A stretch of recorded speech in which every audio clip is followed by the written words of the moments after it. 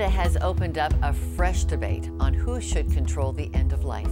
Is it an individual decision or is it a societal one? I may not request euthanasia, by the way, but I would like it to be there if I think I want it. If a person chooses euthanasia, someone else is going to do the killing. But when you don't want it anymore, I think it's cruel. You treat the pain, you don't kill the patient. I should have control on my body. I object to it because I think it's morally wrong to kill another person. I think that our churches understand that there is an exhortation for them and for all of us as members to be doing more than gathering maybe on Sundays in the case of Christian churches, or gathering in mosques or temples, that people of faith are called to go beyond that.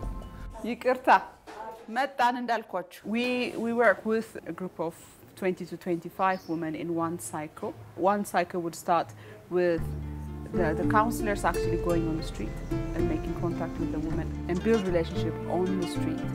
We have one criteria. We're trying to screen the woman based on that criteria. Each woman that she really wants to change. We always pray very hard for God to give us a kind of love that's unconditional.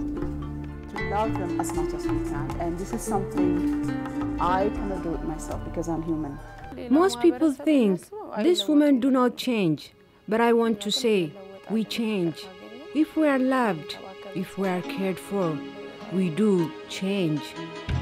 Yeah, it was quite extraordinary because when the army moved in, the protesters applauded, and all through the protests they were clearly identifying with the army as partners in this. And the slogan towards the end, when they knew the showdown was there, was this one: the people of the army, one hand. They would raise their hand up together, they'd do this motion while they were chanting. And it was really powerful. I think it came from 1952 when the army really overthrew the monarchy in Egypt. Christians are minority in Egypt, and usually these 12 million out of 80 million. But something happened in the last few years.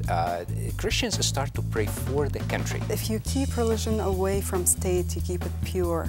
Mix it with politics, you don't know what you're getting. Are you familiar with the story of Jesus' death and resurrection? I don't necessarily believe that he rose from the dead. I think it's definitely all made up. To be honest with you, resurrection and everything like that, absolutely no way.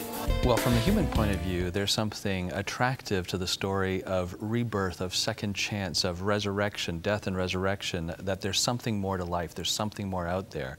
I think from God's point of view, if you look at the story from His point of view, if you believe in God, it's necessary because it is God taking His message and putting it in the clearest form possible, which in the end isn't a book, it's a human life.